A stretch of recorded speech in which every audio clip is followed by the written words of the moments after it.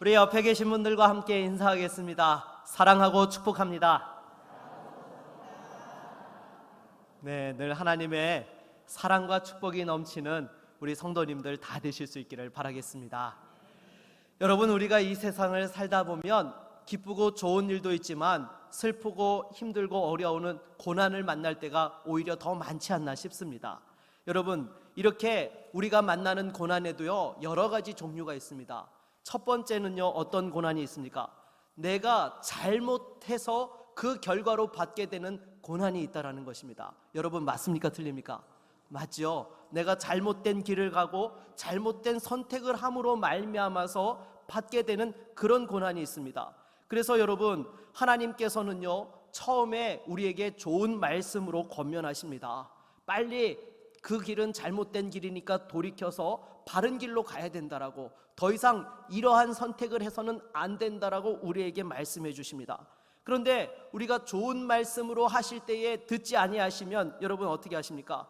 고난을 주신다라는 것이죠. 왜냐하면 우리 영혼의 아버지가 되시기 때문에 자녀가 잘못된 길로 가는 것을 보고만 있지 않으시는 것이죠. 그래서 그 길에서 돌이킬 수 있도록 고난을 주신다라는 것입니다. 사실 여러분, 이런 고난은 받으면 됩니까? 안 됩니까? 안 되죠. 여러분, 굳이 여러분 어렵고 힘든 세상 살아가는데 이런 고난까지 받아야 되겠습니까? 무엇보다도 이러한 고난에서 빨리 여러분 벗어날 수 있기를 바라겠습니다. 그러면 여러분, 이렇게 내가 잘못된 길로 가고 잘못된 선택으로 말미암아서 고난을 받게 될 때에는 어떻게 해야지만 벗어날 수 있습니까? 빨리 하나님 앞에 돌이키고 회개해야 되는 것이죠. 여러분, 깨닫지 못하고 돌이키지 않으면 돌이킬 때까지 이 고난이 계속 이어지게 된다는 것입니다.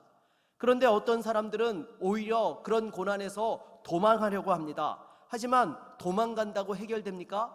절대로 해결되지 않습니다. 예를 들어서 여러분, 내가 인간관계를 잘 못해가지고 주변 사람들과 계속 꼬이는 상황이 발생하는 그런 사람이 있어요. 그러면 여러분, 직장을 옮기고 이사를 한다고 해서 이 관계에 대한 문제가 해결됩니까?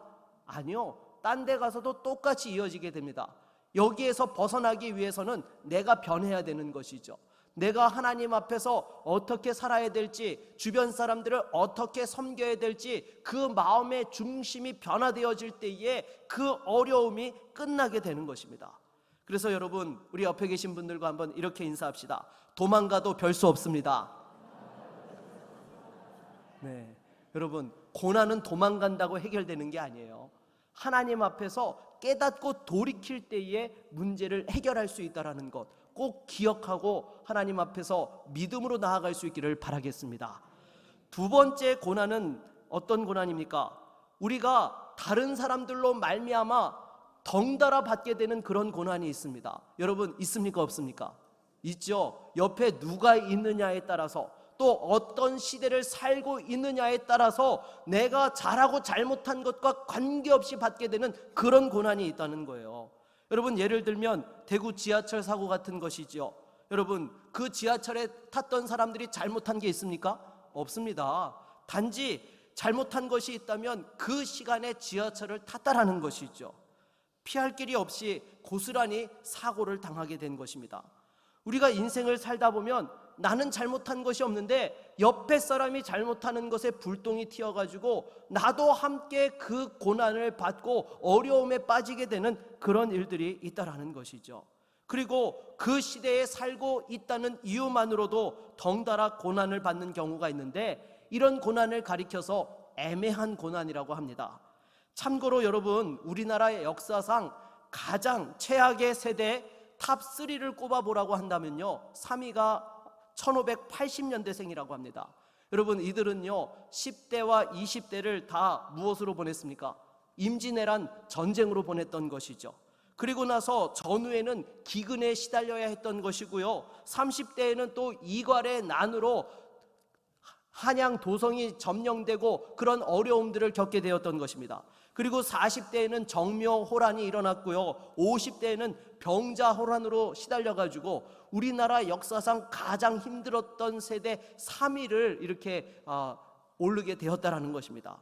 그러면 2위는 몇 년대생일까요? 1660년대생이라고 합니다. 왜냐하면 1670년에 경신 대기근이 있었고요, 1695년에는 을병 대기근이 있었다라고 합니다. 그래서 일반 백성들뿐만 아니라 고위 관료까지도 굶어 죽는 그런 일들이 일어났던 것이죠. 여러분, 기근이 일어날 때에는 주로 무엇도 같이 일어나죠? 네, 자연재해와 전염병까지 같이 일어난다는 거예요. 여러분 생각해 보십시오. 자연재해가 있든지 전쟁이 일어나든지 해서 제대로 이 수확이 안 될 때에 기근이 일어나는 것이죠. 그리고 자연재해가 일어나서 기근이 오면은요, 전염병도 함께 일어나는 것입니다. 그래서 당시에 조선 인구가 1600만 명 정도 되었다고 하는데 400만 명이 굶어 죽었다라고 해요. 4분의 1이 굶어 죽었던 것이죠. 그리고 역사상 가장 고통스러웠던 세대 1위는요 1220년대생이라고 합니다. 이들은요 10대부터 40대까지 30년 동안 몽골과의 9번 전쟁에 시달렸고요, 전쟁이 뜸한 시기에는 귀족들의 수탈로 엄청난 고통 가운데 평생을 살아갔다라고 합니다.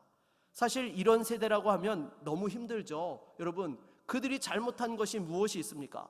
그냥 그 시대에 태어났다는 이유 하나만으로 너무 힘들고 가혹한 상태에 빠진 것입니다. 그러니 여러분, 얼마나 세상을 향하여서 화가 나고 그 참지 못하는 분노가 폭발하겠습니까? 그래도 거기에서 분노한다든지 좌절하면 여러분 됩니까, 안 됩니까? 안 됩니다. 여러분, 분노하고 좌절한다고 해서 문제를 해결할 수가 없어요. 오히려 그 상황을 더 꼬이게 만드는 것이죠.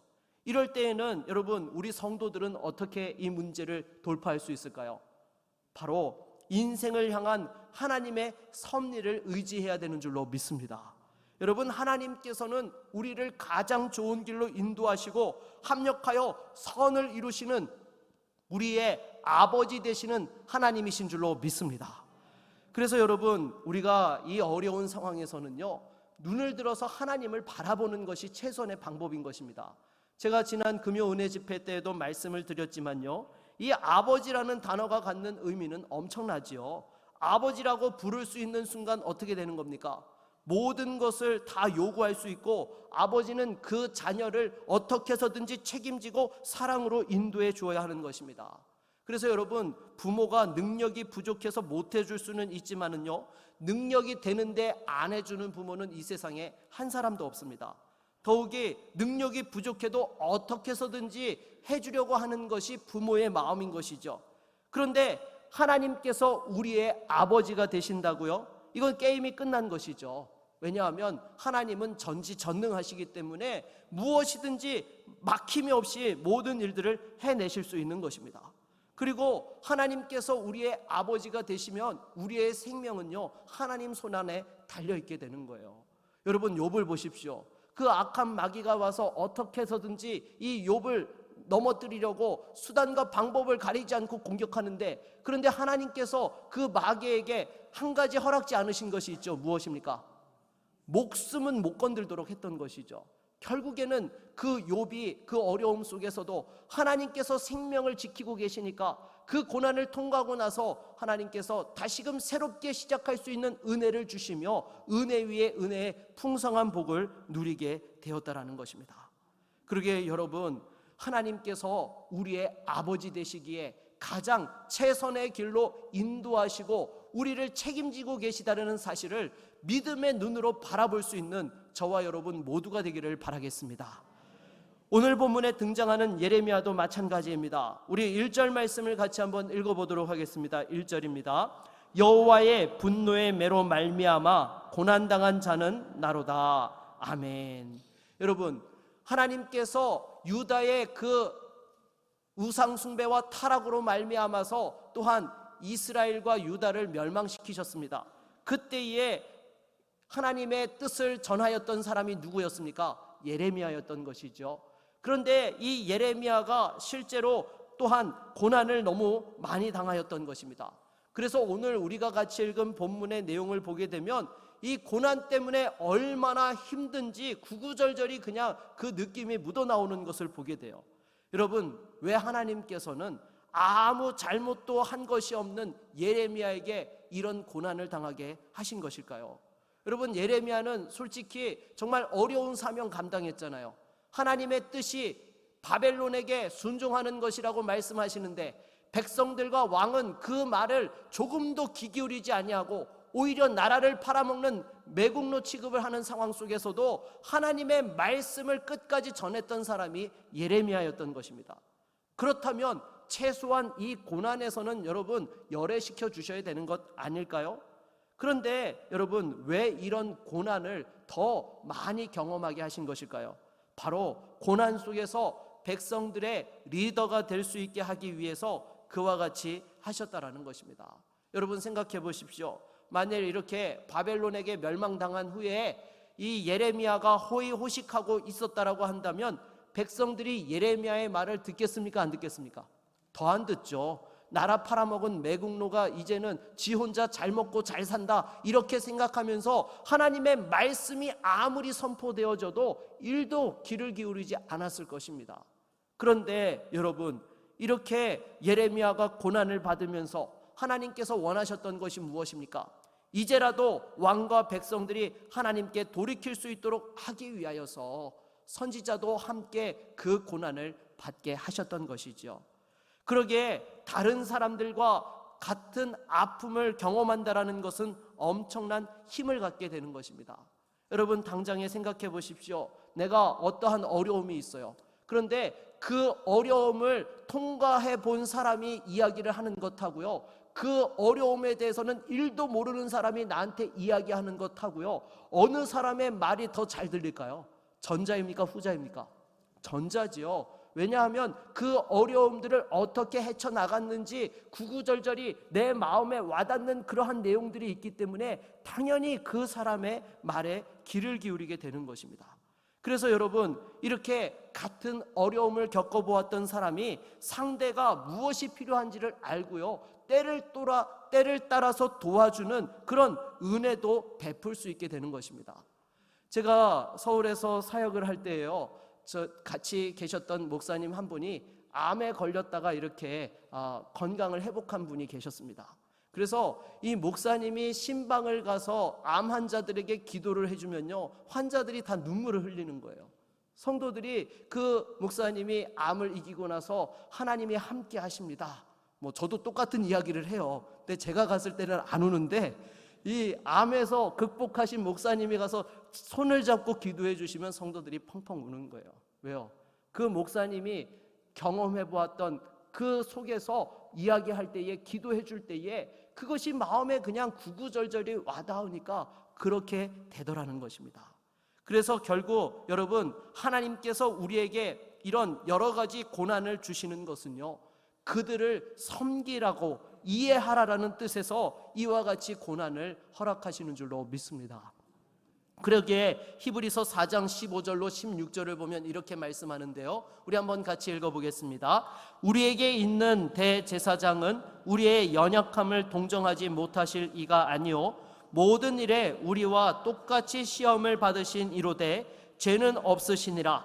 그러므로 우리는 긍휼하심을 받고 때를 따라 돕는 은혜를 얻기 위하여 은혜의 보좌 앞에 담대히 나아갈 것이니라. 아멘. 여러분, 여기서 우리에게 있는 대제사장이 누구를 가리키는 것입니까? 바로 예수 그리스도, 우리 주 예수 그리스도를 말씀하고 있는 것이죠. 그래서 여러분, 예수님께서는 친히 우리를 도우시려고 이 땅에 오셔서 우리 인간들이 당하는 그 고난과 어려움들을 몸소 체험하셨다라는 것입니다. 그래서 우리가 주님 앞에 도움을 구하러 나아갈 때에 어떻게 하세요? 때를 따라 돕는 은혜로 함께 하시는 줄로 믿습니다. 그리고 여러분, 바로 우리의 연약함을 아시기 때문에 그와 같이 도우실 수 있는 것이죠. 또한 고난은 우리의 그릇을 만드는 도구가 되는 것입니다.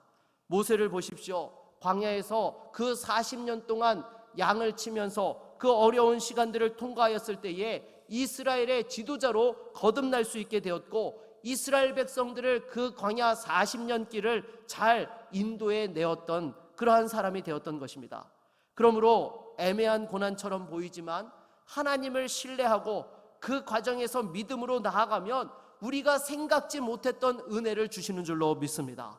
하나님을 더 신뢰하고 의지하게 되는 것이죠. 혹시 지금 여러분의 인생 가운데 가정에서, 일터에서, 교회에서 애매한 고난을 당하고 계십니까? 하나님께서 나를 빚으셔서 때가 되면 사용하시고자 훈련시키는 것을, 과정인 것을 깨달을 수 있기를 바라겠습니다. 그리고 그 와중에도 여전히 우리를 사랑하고 협력하여 선을 이루실 그 하나님 아버지를 바라보아야 되는 것이죠. 우리 옆에 계신 분들과 한번 같이 인사하겠습니다. 합력해서 선을 이루십니다. 네. 여러분, 애매한 고난을 당한다 하더라도 절대로 왜 나에게 이런 불행이 임하였느냐라고 원망 불평하는 것이 아니라 다시 한번 믿음의 눈을 열어서 그 하나님의 일하심을 바라보고 또한 긍정으로 생각하며 그 고난을 이길 수 있는 믿음의 종들이 될 수 있기를 바라겠습니다. 세 번째로는요, 하나님의 뜻으로 말미암는 믿음의 고난이 있다라는 거예요. 여러분, 이거는요 사실 수준 높은 차원의 고난이라고 할 수 있을 것입니다. 하나님께서 이 고난을 통해서 직접적으로 영광 받으시고 일하시기 때문인 것이죠.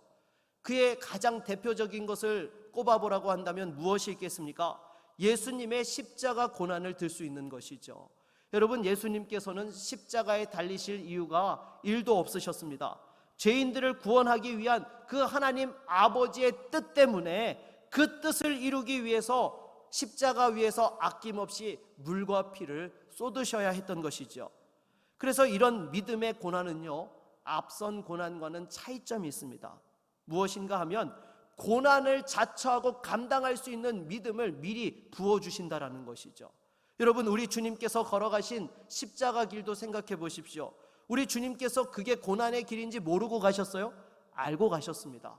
그리고 할 수만 있으면 이 잔을 내게서 옮겨달라고까지 기도하셨던 분이 우리 주님이셨습니다.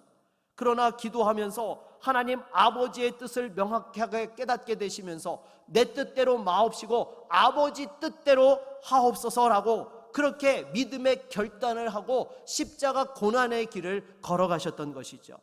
여러분, 지금도 이런 믿음의 고난의 길을 가는 분들이 계십니다. 제가 알고 있는 선교사님께서도 정말 국내에서 편안하게 목회를 할 수 있는데도 불구하고 그걸 마다하고 선교지로 가셨어요. 여러분, 선교지로 간다는 것 그 자체가 눈에 어려움이 보입니까? 안 보입니까? 보이지요. 여러분, 새로운 언어를 배워야 되고 문화에 또한 적응해야 되고 그 정말 생판 보도 못한 알지도 못하는 곳에 가서 그렇게 복음을 전하면서 사명을 감당하는 것이 얼마나 힘들겠습니까? 하지만 하나님께서 원하시는 길이라는 분명한 믿음의 확신이 있으니까 그 고난의 길을 자처하고 또한 지금도 선교지에서 사명을 감당하고 계신다라는 것입니다. 그래서 여러분, 이처럼 때로는 우리가 원치 않지만은 그럼에도 불구하고 하나님의 뜻인 것이 명확하게 보여서 믿음으로 자청해서 그 길을 가야 할 때가 있습니다. 그럴 때에 끝까지 승리하기 위해서는 어떻게 해야 됩니까? 처음부터 끝까지 오직 하나님만 바라보아야 하는 것입니다. 여러분, 그렇지 못하고 자신을 바라보고 환경을 바라보며 주변 사람들을 바라보면 절대로 그 길을 갈 수 없는 것이죠. 여러분, 공생의 기간 동안 베드로도 보십시오. 베드로가 무리를 걷는 예수님을 보고 자기도 걷게 해달라고 해서 처음에는 무리를 걷다가 중간에 빠져들어갔습니다. 왜 그렇습니까? 몰려오는 바람을 보고 무서워하다가 물에 빠졌던 것이죠. 그래서 우리 주님께서 베드로에게 믿음이 작은 자여 왜 의심하였느냐라고 이렇게 질책하셨던 것입니다. 우리가 자신을 바라보고 환경을 바라본다는 것이 결국 무엇입니까? 믿음이 작은 거고 또한 확신이 흔들리고 넘어지니까 그렇게 된다라는 것이죠. 그러기에 예레미야 선지자도 보게 되면은요, 우리 오늘 3장 19절에서 23절을 같이 한번 읽어보도록 하겠습니다. 같이 읽겠습니다. 내 고초와 재난 곧 쑥과 담즙을 기억하소서. 내 마음이 그것을 기억하고 내가 낙심이 되오나 이것을 내가 내 마음에 담아두었더니 그것이 오히려 나의 소망이 되었사옴은 여호와의 인자와 긍휼이 무궁하심으로 우리가 진멸되지 아니함이니이다. 이것들이 아침마다 새로우니 주의 성실하심이 크시도소이다. 아멘. 여러분, 여기에 등장하는 하나님의 자비와 긍휼, 주의 성실하심은 모두 하나님의 성품을 의미하는 것입니다. 특히 자비를 뜻하는 히브리어는요, 헤세드라고 하는데요, 호세아서를 보게 되면 이네라는 단어로 번역되기도 하였습니다. 그래서 이 구약의 헤세드를 신약으로 가서 표현을 하게 되면 무엇이 될까요? 이게 바로 아가페가 되는 것이죠. 자기 백성을 버리지 않는 하나님의 절대적 사랑, 그 아가페를 의미하게 되는 것입니다. 그리고 주의 성실하심이라는 것은 무엇입니까? 이거는요, 하나님께서 한번 행하시기로 작정하고 말씀하신 것은 결코 변함이 없이 반드시 이루어진다라는 것입니다. 그러니까 하나님의 성실함이라는 것은 하나님께서 그 말씀하신 것에 대해서 우리가 신뢰할 수 있는 것을 의미하는 거예요. 그래서 우리가 무엇보다도 정말 어려운 고난의 시간을 통과할 때에 하나님을 바라볼 때에 바로 이 하나님의 성실하심을 의지해야 되는 것입니다. 여러분, 그러면 하나님께서는 결코 우리를 놓지 아니하시고 인도해 주시는 거예요.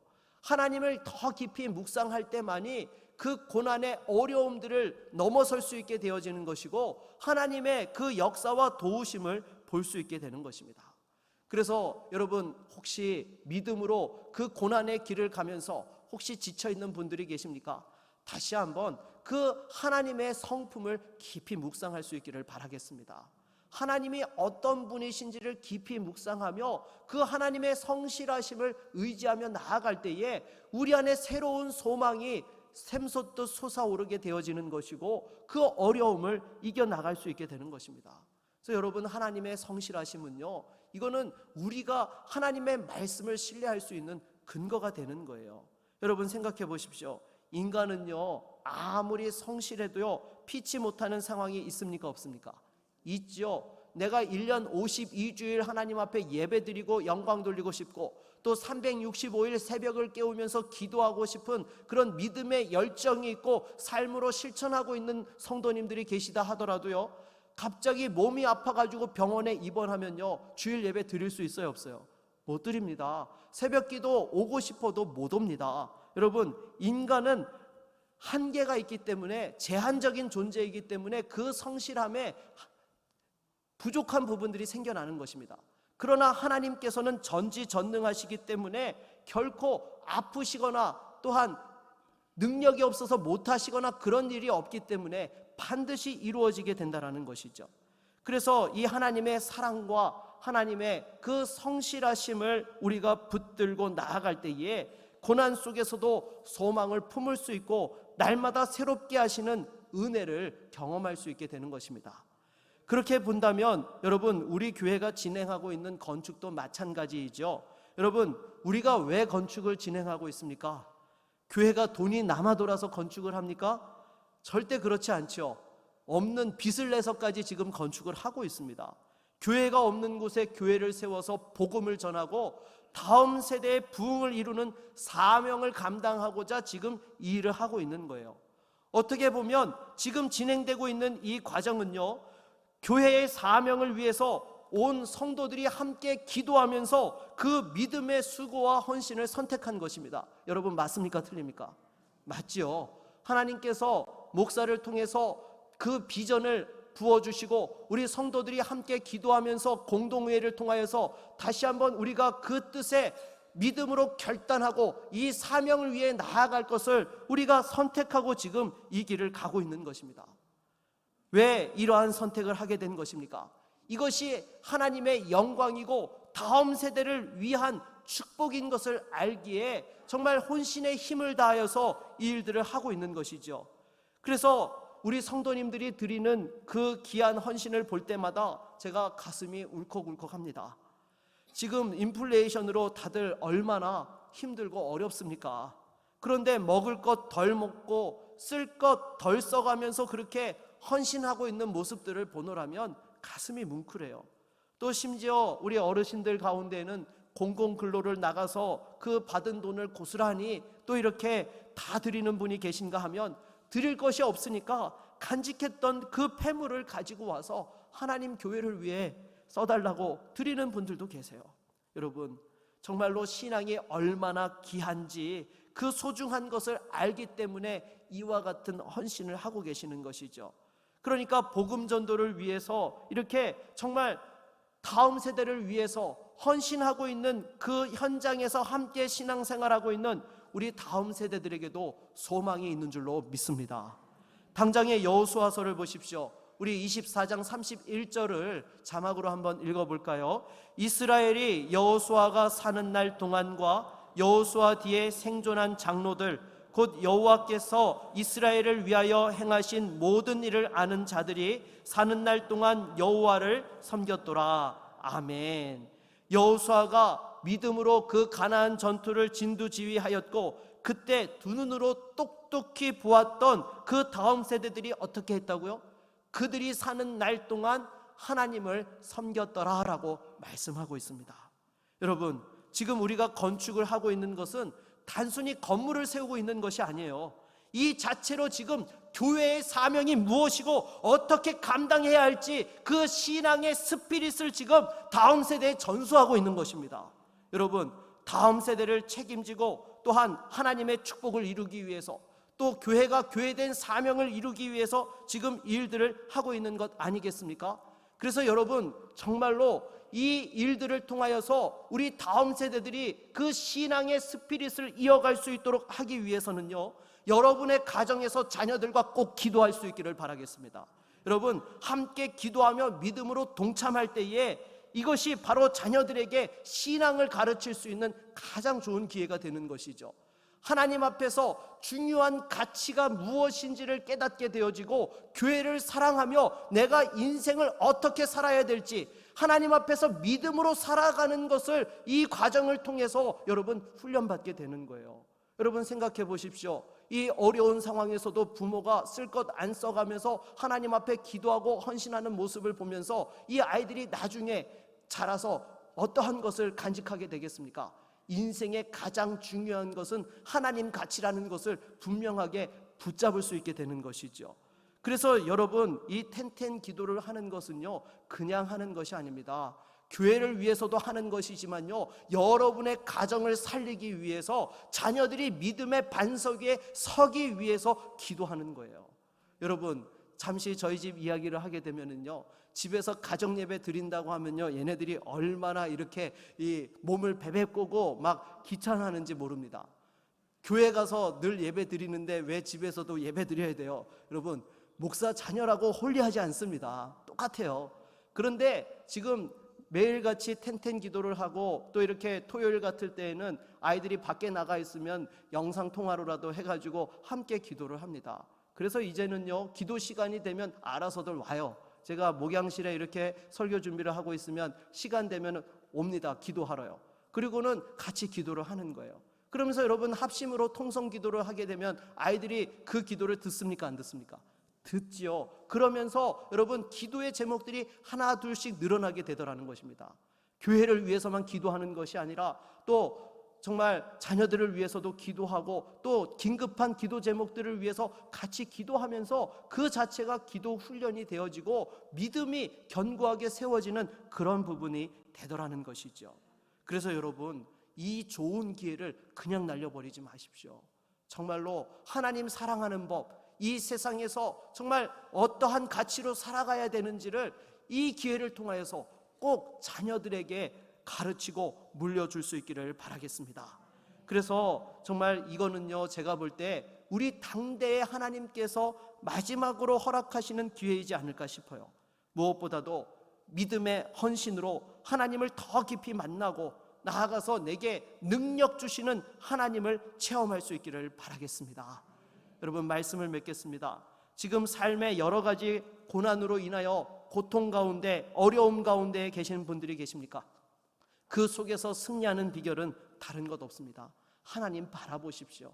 하나님 바라볼 때에, 하나님 의지할 때에 내가 돌이켜야 될 것을 깨닫게 하여 주시고 다시 한번 그 속에서 감당할 힘을 주시며 새로운 소망을 품게 하여 주십니다. 여러분, 절대로 의심하거나 두려워하지 마십시오. 그리고 고난에 대해서도요, 여러분 긍정적으로 바라보십시오. 우리 성도들에게는요, 결코 낭비되어지는 것이 일도 없습니다.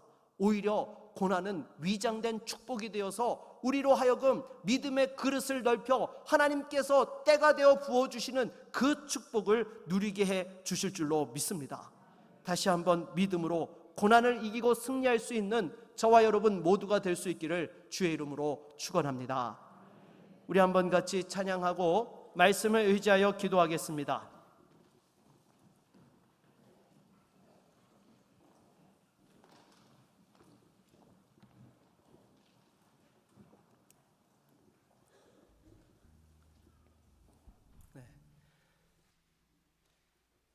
건반 소리가 나오질 않네요.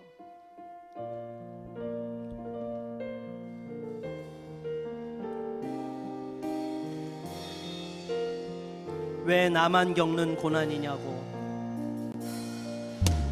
왜 나만 겪는 고난이냐고, 불평하지 마세요. 고난의 뒤편에 있는 주님이 주실 축복 미리 보면서 감사하세요. 너무 견디기 힘든 지금 이 순간에도 주님이 일하고 계시잖아요. 남들은 지쳐 앉아 있을지라도 당신만은 일어서세요. 힘을 내세요. 힘을 내세요. 힘을 내세요. 주님이 손잡고 계시잖아요. 주님이 나와 함께함을 믿는다면 어떤 역경도 이길 수 있잖아요. 왜 이런 슬픔, 왜 이런 슬픔 찾아왔는지 원망하지 마세요. 원망하지 마세요. 당신은 잃은 것보다 주님께 받으되 더욱 많으니 감사하세요. 너무 견디기 힘든 지금 이 순간에도 너무 견디기 힘든 지금 이 순간에도 주님이 일하고 계시잖아요. 남들은 지쳐 앉아 있을지라도 당신만은 일어나세요. 당신만은 일어서세요. 힘을 내세요. 힘을 내세요. 주님이 손잡고 계시잖아요. 주님이 나와 함께함을 믿는다면 어떤 고난도 견딜 수 있잖아요. 여러분, 이 시간 다시 한번 말씀을 의지하며 기도하며 나아갑시다. 여러분, 고난 가운데 여러분은 고아가 아닙니다. 하나님이 아버지 되어 주십니다. 다시 한번 믿음으로 주님을 바라볼 때에 감당할 수 있는 힘을 주시고 소망을 주시고 능력을 주시며 이 고난이 우리에게 오히려 축복의 기회가 되어질 줄로 믿습니다. 주여, 우리의 가정을 붙들어 주시고 일터를 붙들어 주시고 주의 몸된 교회를 지켜주셔서 이 모든 시험과 고난과 어려움을 이기며 그 하나님의 영광과 축복을 누리게 하여 주시옵소서. 함께 주님 앞에 기도하며 나아갑니다. 주여, 하나님 아버지, 이 시간 주 앞에 기도합니다. 주여, 정말로 내가 감당할 수 없는 고난과 어려움 가운데 고통받는 성도들이 있습니까? 주여, 이 시간 다시 한번 주님께서 주신 그 말씀을 의지하며 나아가오니 주여, 사랑하는 성도들에게 다시 한번 믿음의 눈을 열어 주님을 보게 하여 주시옵소서. 어떠한 고난과 어려움 속에서도 살아계신 하나님을 바라보게 하여 주시옵시고 우리의 소망이 되시고 능력이 되시며 우리의 주님 은혜가 되시는 그 하나님만을 바라볼 수 있기를 원합니다. 주여, 나를 불쌍히 여겨 주시옵시고 긍휼히 여겨 주시옵시고 이 고난을 이길 수 있는 힘과 능력으로 역사하여 주시옵소서. 우리의 가정을 돌보아 주시옵시고 일터를 지켜 지켜주시옵시며 살아가는 주의 몸된 교회를 지켜주셔서 다시 한번 고난 위에 주님 숨겨진 그 하나님의 축복을 보게 하여 주시옵시고 우리의 믿음의 지경이 넓혀지게 하여 주시옵시고 축복의 그릇이 예비되어질 수 있도록 하나님 역사하여 주셔서 날마다 주님과 동행하며 달려갈 때에 살아가는 성도들을 통하여 하나님의 놀라운 기적의 역사들이 이루어지게 하여 주시옵소서. 우리와 함께 하시기를 소원합니다. 주님 도와주시옵소서. 예수 그리스도의 이름으로 기도드립니다. 아멘.